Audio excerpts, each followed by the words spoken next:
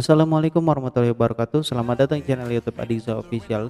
Pada kali ini di video ini kita akan membahas tentang materi pendidikan Pancasila dan kewarganegaraan atau PPKN kurikulum 2013 edisi revisi 2017. Ya, baiklah, langsung saja kita ke materi kita, yaitu materi PPKN untuk sesi kali ini, yaitu untuk kelas 11.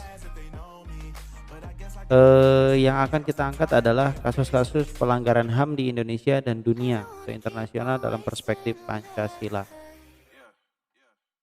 Kasus-kasus pelanggaran HAM dalam perspektif Pancasila, singkatnya seperti itu ya. Tapi yang akan kita bahas dari judul di buku, yaitu kasus-kasus pelanggaran HAM di Indonesia dan dunia dalam perspektif Pancasila. Ngomongin masalah pelanggaran hak asasi manusia atau HAM, sebenarnya jaminan perlindungan HAM oleh negara itu gak cukup hanya dicantumkan dalam tujuan negara atau berbagai pasal dalam konstitusi negara ya. Tapi yang terpenting adalah bagaimana negara menjamin pengakuan dan perlindungan HAM tersebut dituangkan dalam peraturan setingkat undang-undang atau bahkan setingkat peraturan pelaksana seperti peraturan pemerintah, peraturan daerah, keputusan presiden dan kebijakan lain. Nah, di sini pemerintah atau negara sudah menuangkan itu. Contohnya dalam Undang-Undang Nomor 39 Tahun 1999 tentang HAM dan Undang-Undang Nomor 26 Tahun 2000 tentang Pengadilan HAM. Oke, pelanggaran HAM dalam Undang-Undang Nomor 39 Tahun 1999 dijelaskan pada pasal 1 bahwa pelanggaran hak asasi manusia adalah perbuatan seseorang atau kelompok orang, termasuk aparat negara, baik disengaja maupun kelalaian yang secara melawan hukum mengurangi. Pertama tuh, dalam undang-undang ini dijelasin baik sengaja ataupun kelalaian yang secara hukum mengurangi, intinya mengurangi, kemudian menghalangi dan atau mencabut hak asasi manusia seseorang atau kelompok orang yang dijamin oleh undang-undang. Dalam arti mengurangi, menghalangi atau mencabut hak asasi orang lain yang dijamin dalam undang-undang dan tidak mendapatkan atau dikhawatirkan tidak akan memperoleh penyelesaian hukum yang adil dan benar berdasarkan mekanisme hukum yang berlaku.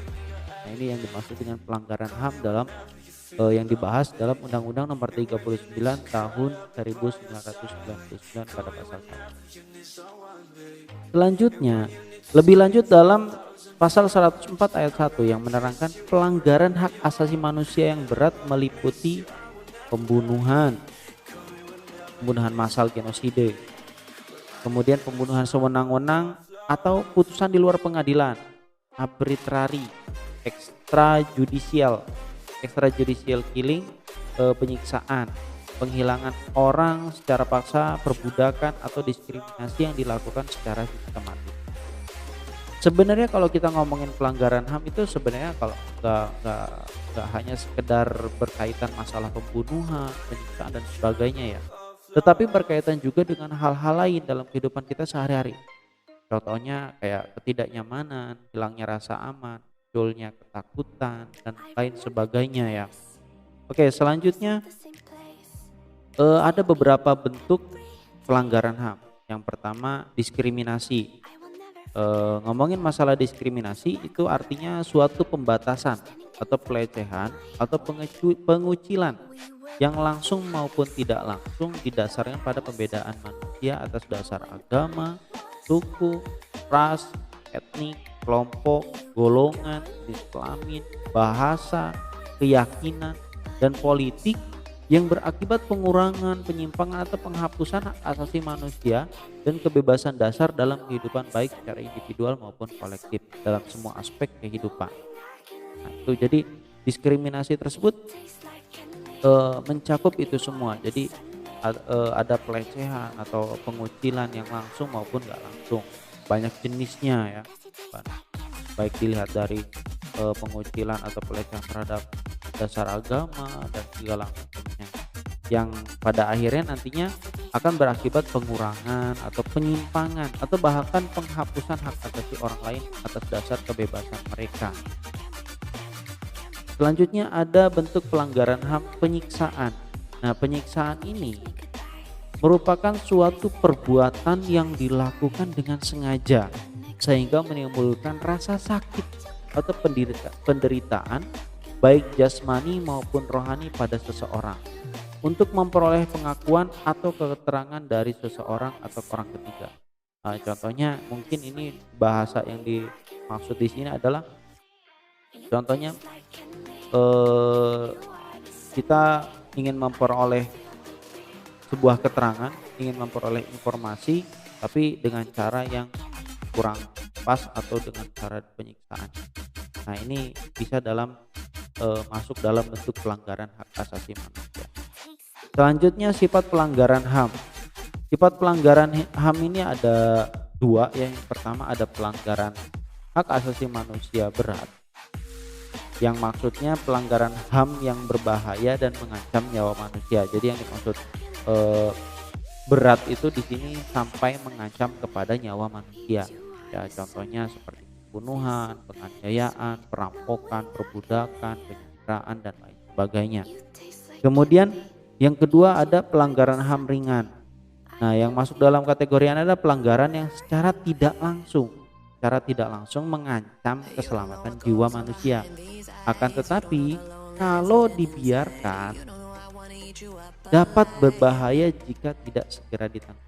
Jadi kalau ini memang tidak secara langsung mengancam nyawa manusia atau jiwa manusia, tetapi kalau dibiarin aja ini bisa sampai ke sana, sampai mengancam kepada nyawa manusia.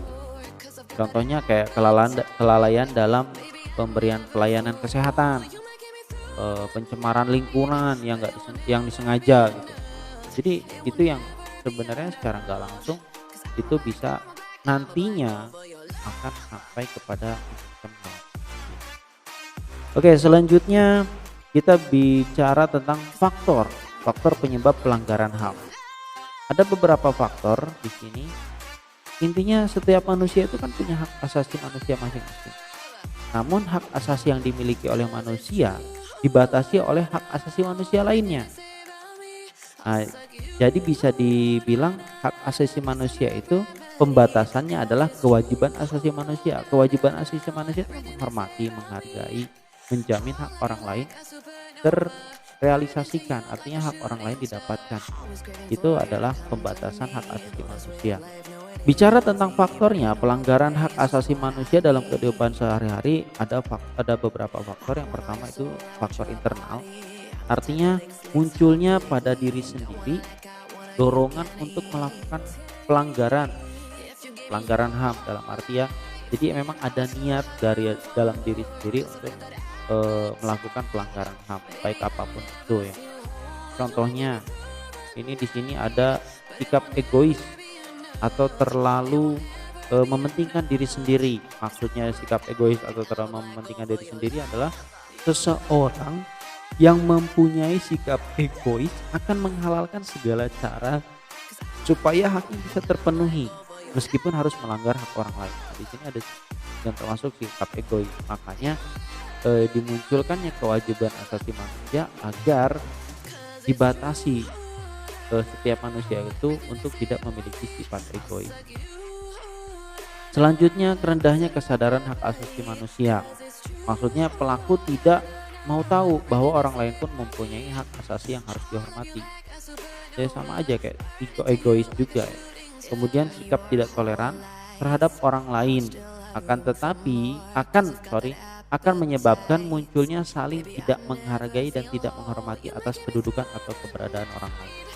Terus seolah-olah dia ya hidup sendiri aja gitu, nggak peduli sama orang lain. Selanjutnya faktor penyebab pelanggaran HAM yang kedua itu faktor eksternal. Maksudnya adalah faktor-faktor di luar diri manusia yang mendorong seseorang atau sekelompok orang melakukan pelanggaran HAM. Contohnya penyalahgunaan kekuasaan. Di dalam masyarakat model kekuasaan yang berlaku kan ada banyak.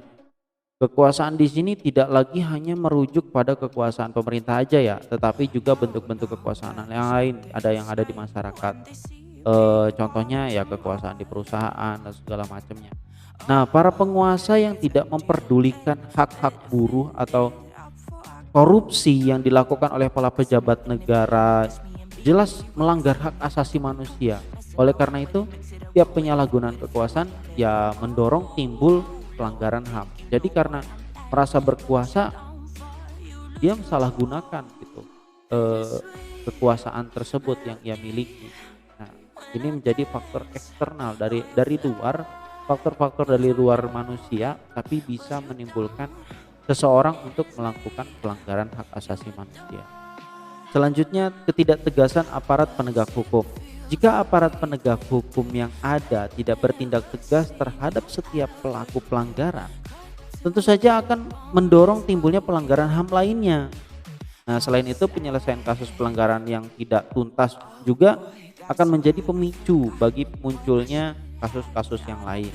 Jadi pendorong bagi para pelaku tidak akan merasa jera karena mereka tidak menerima sanksi yang tegas atas perbuatan yang mereka lakukan. Selanjutnya ada penyalahgunaan teknologi. Kemajuan teknologi itu harus dicermati. Sebab selain dapat memberikan pengaruh yang positif, kemajuan teknologi juga bisa memberikan pengaruh negatif, bahkan dapat memicu timbulnya kejahatan. Jadi jangan sampai eh, kita salah dalam menggunakan teknologi. Kita harus tepat dalam menggunakan teknologi supaya memang hasilnya pun akan ke sisi yang positif. Kemudian kesenjangan sosial dan ekonomi. Kesenjangan sosial dan ekonomi yang tinggi dalam masyarakat menggambarkan telah terjadinya ketidakseimbangan yang mencolok di dalam kehidupan masyarakat. Nah, kondisi ini biasanya dipicu oleh perbedaan tingkat kekayaan atau jabatan yang dimiliki. Bila hal tersebut terus dibiarkan, maka akan menimbulkan terjadinya pelanggaran HAM. Contohnya perbudakan, pelecehan, dan perampokan, bahkan bisa terjadi pembunuhan. Kemudian kita berbicara tentang kasus pelanggaran HAM di Indonesia. Ada banyak contoh ya kasus pelanggaran HAM di Indonesia yang sempat bikin Indonesia sempat heboh. Yang pertama ada contoh kasus Tanjung Priok tahun 1984. Nanti bisa kalian searching di YouTube ya bagaimana kronologinya segala macamnya. Kemudian ada kasus pembunuhan TKW Marsina. Nah, ini salah satu tenaga kerja wanita yang sampai saat ini masih belum terkuak siapa dalang dibalik pembunuhan Marsina. Ya bisa dicari juga di YouTube untuk beberapa kasus yang ada di Indonesia ini. Ini saya hanya memberikan sumbernya, maksudnya hanya memberikan gambarannya atau contohnya kasus-kasus pelanggaran HAM yang ada di Indonesia yang sempat sampai mendunia, bahkan ya sampai terdengar oleh dunia. Kemudian yang ada peristiwa Aceh tahun 1990, yaitu peristiwa tentang gerakan Aceh Merdeka pada saat itu. Kemudian ada peristiwa penembakan mahasiswa Trisakti. Bisa kalian cari di YouTube ya atau di internet lah bagaimana kronologi kasus-kasus pelanggaran HAM yang ada di Indonesia ini. 4 ini ya, silahkan untuk lebih tahu tentang informasi. Oke, selanjutnya prosedur penyelesaian pelanggaran HAM. Yang pertama ada prosedurnya itu ketentuan pidana. Dalam ketentuan Undang-Undang Pengadilan Hak Asasi Manusia dicantumkan ketentuan pidana. Nah, untuk pelaku kejahatan genosida dan kejahatan kemanusiaan itu diberikan ancaman hukuman mati atau penjara seumur hidup atau pidana penjara paling lama 25 tahun dan paling ringan 10 tahun. Nah, untuk kejahatan penyiksaan diancam dengan maksimal hukuman 15 tahun penjara dan minimal 5 tahun penjara. Bagi pelanggaran hak asasi manusia yang berupa kekerasan seksual, penganiayaan sara, dan penghilangan secara paksa diancam dengan hukuman selama-lamanya 25 tahun penjara dan paling ringan itu 10 tahun penjara. Selanjutnya ada konsekuensi dari peradilan HAM. Keberadaan pengadilan HAM di Indonesia ini merupakan langkah besar yang harus diberi apresiasi, terlepas dari kualitas putusan hakimnya ya, yang harus memang dipenuhi. Setelah ada pengadilan HAM, Indonesia mengalami kemajuan pesat dalam ilmu HAM. Para hakim, jaksa, dan pengacara mau tidak mau, suka tidak suka dituntut mereka untuk bisa memiliki pengetahuan dalam bidang HAM. Berikutnya perlindungan saksi. Di Indonesia sebelum lahir Undang-Undang Nomor 26 Tahun 2000 itu nggak ada perlindungan bagi korban dan saksi. Ya jadi akibatnya banyak korban dari pelaku kejahatan yang nggak mau atau enggan untuk membuat laporan pengaduan atas tindak pidana yang dialaminya. Demikian juga banyak saksi yang enggan memberikan kesaksian karena takut keselamatannya terancam. Nah akhirnya pada pasal 34 Undang-Undang Nomor 26 Tahun 2000 di mana di sini diturunkan perlindungan bagi para saksi dan para korban, di mana setiap korban dan saksi dalam perkara pelanggaran hak asasi manusia yang berat berhak mendapatkan perlindungan fisik dan mental dari segala macam bentuk ancaman, gangguan, teror, dan kekerasan dari pihak manapun. Nah, perlindungan ini wajib diberikan oleh aparat penegak hukum dan aparat keamanan. Selanjutnya ada penangkapan dan penahanan. Setelah mendapat laporan telah terjadinya pelanggaran terhadap hak asasi manusia, maka dilakukan penangkapan terhadap tersangka yang melakukannya. Penangkapan dilakukan oleh penyidik harus disertai dengan bukti permulaan yang cukup. Nah, surat tugas dan surat penangkapan serta uraian singkat pelanggaran berat terhadap hak asasi manusia yang disangkakan gitu. Contoh bukti permulaan yang cukupnya. Setelah bukti permulaan dipandang cukup berupa keterangan saksi minimal 2 orang, keterangan ahli, surat petunjuk, dan keterangan terdakwa, bila masih diperlukan bisa dilakukan penahanan. Selanjutnya ada peradilan. Setelah penyidikan selesai maka berkas dilimpahkan ke pengadilan untuk dilakukan penuntutan. Selanjutnya kita bahas tentang pelanggaran HAM dilihat dari perspektif Pancasila. Yang pertama kita lihat dari perspektif sila yang pertama, yaitu ketuhanan yang Maha Esa. Nilai ketuhanan ini dipilih dan ditempatkan pada sila pertama berdasarkan kesadaran bahwa manusia itu adalah makhluk ciptaan Tuhan. Nah, kesadaran manusia sebagai ciptaan Tuhan inilah yang melahirkan kesadaran bahwa manusia adalah hamba atau abdi Tuhan. Posisi sebagai hamba berarti mengandung konsekuensi adanya keharusan manusia untuk taat dan patuh kepada penciptanya. Dari sila pertama ini adalah adanya nilai ketakwaan. Nah, takwa berarti menjalankan semua perintah Tuhan dan menjauhi semua larangan-larangannya. Karena nilai ketakwaan ini terkandung pada sila pertama, dan Pancasila dijadikan dasar negara. Negara memberikan jaminan kepada warganya untuk secara bebas menjalankan peribadahan sesuai dengan keyakinan masing-masing. Nah, selanjutnya ada kemanusiaan yang adil dan beradab. Sila kedua, kemanusiaan yang adil dan beradab atau kemanusiawian, keadilan, dan keberadaban. Manusia tidak terlepas dari harkat dan martabatnya sebagai makhluk yang berakal. Keberakalan itu tidak identik dengan keberotakan atau keberpikiran manusia. Bisa saja manusia yang justru mempunyai otak yang cerdas dan kemampuan berpikir yang tinggi, tetapi perilakunya tidak mencerminkan perilaku manusia yang berakal. Banyak orang pandai yang perilakunya seperti orang bodoh. Dia tahu kalau korupsi itu merugikan orang lain dan berdosa, tetapi tetap saja ia lakukan. Nah, itu contoh dari keberakalan itu tidak identik dengan keberotakan atau keberpikiran. Ya. Jadi manusia yang adil dan beradab itu sepatutnya menggunakan akalnya untuk menjalani kehidupannya di dunia ini dengan taat dan patuh kepada ajaran-ajaran Tuhan yang masing-masing. Ya, saya yakin tidak ada agama yang mengajarkan untuk perilaku atau perbuatan yang buruk gitu. Nah, oke, kita lanjut ke sila ketiga, persatuan Indonesia. Nilai persatuan dalam sila ketiga ini mengandung makna persatuan dan kesatuan ideologi, yaitu Pancasila.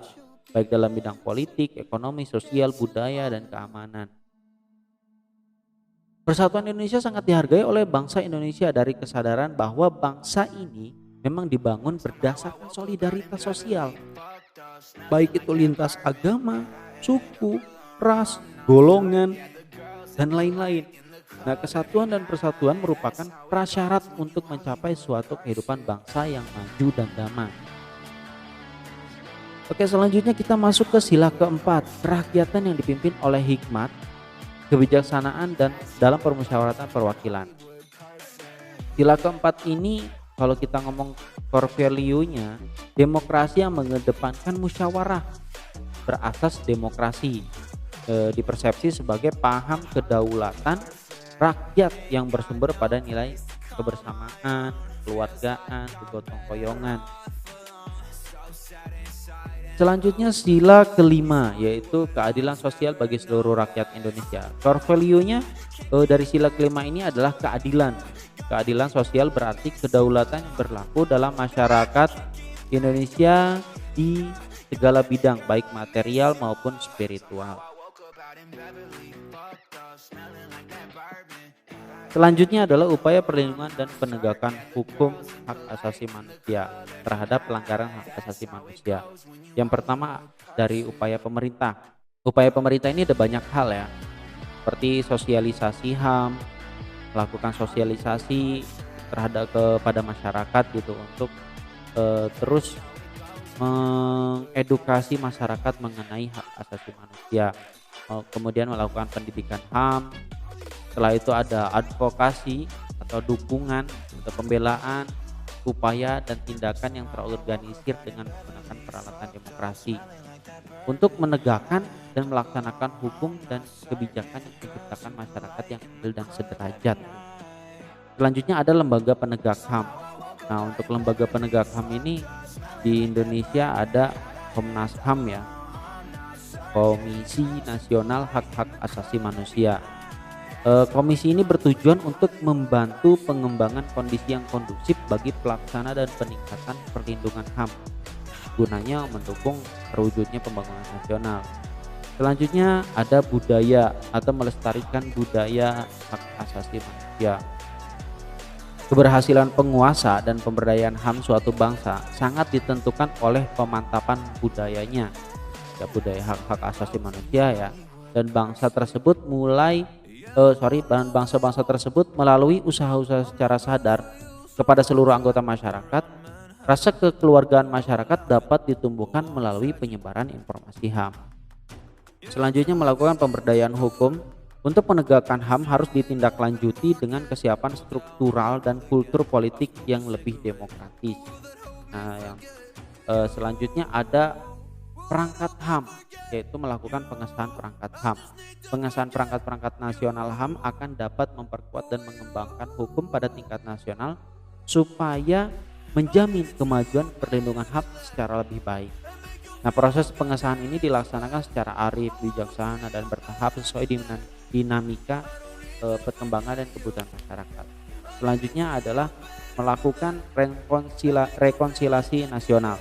Pembentukan Komisi Kebenaran dan Rekonsiliasi berdasarkan undang-undang dan merupakan lembaga ekstrayudisial untuk menegakkan kebenaran dengan mengungkapkan penyalahgunaan, kekerasan, dan pelanggaran HAM di masa lalu demi kepentingan bangsa dan negara. Kita berbicara tentang upaya pemerintah, sekarang upaya penyelesaian kasus. Nah, sejak perubahan Undang-Undang 1945 diterima oleh MPR pada tanggal 18 Agustus tahun 2000, terdapat 10 pasal baru yang mengatur pengakuan dan penghormatan HAM. Banyak banget ya. Dalam undang-undang, salah satunya dalam Undang-Undang Nomor 26 Tahun 2000 ada 3 jalur penyelesaian pelanggaran HAM. Nah, yang pertama itu pelanggaran HAM biasa yang diatur dalam KUHP maupun undang-undang yang lain yang dilakukan melalui lembaga-lembaga. Contohnya peradilan umum merupakan lingkungan peradilan di bawah Mahkamah Agung sebagai pelaku kekuasaan kehakiman yang merdeka untuk menyelenggarakan peradilan guna menegakkan hukum dan keadilan. Selanjutnya ada peradilan tata usaha negara salah satu pelaku kekuasaan kehakiman bagi rakyat mencari keadilan terhadap sengketa tata usaha negara. Selanjutnya ada pra-peradilan. Nah, wewenang pengadilan negeri untuk memeriksa dan memutus menurut cara yang diatur dalam undang-undang ini ada beberapa hal ya.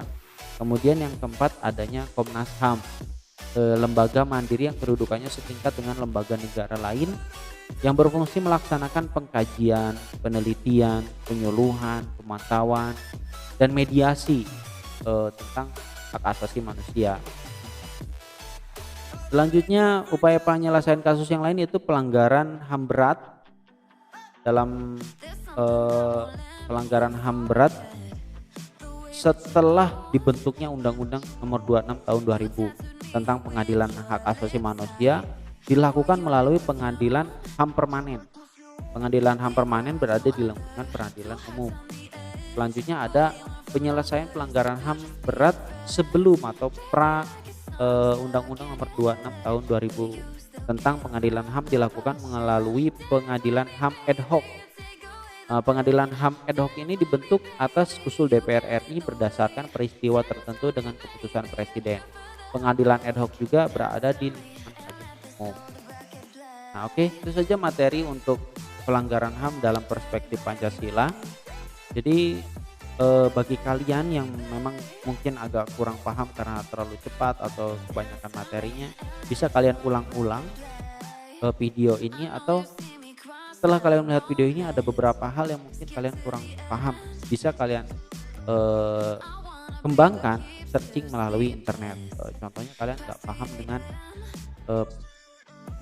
upaya pemerintah dalam advokasi HAM, nah kalian bisa upaya pemerintah, bisa searching di internet upaya perlindungan HAM, yaitu salah satunya upaya pemerintah dalam advokasi HAM. Kalian bisa searching di internet kalau di sini kalian merasa kurang paham.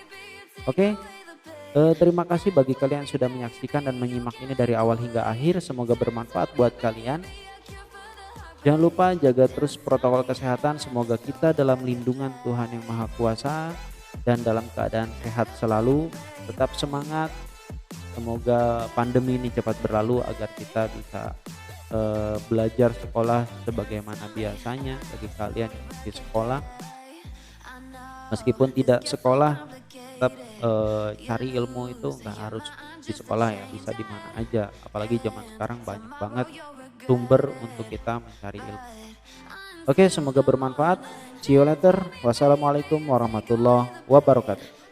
Terima kasih udah nyaksin video ini, semoga menghibur dan bermanfaat buat kalian. Stay tune on our channel karena bakal ada banyak video yang menghibur dan bermanfaat buat kalian. Jangan lupa untuk dukung terus channel kami dengan cara klik like, comment, dan subscribe. Never say goodbye and see you.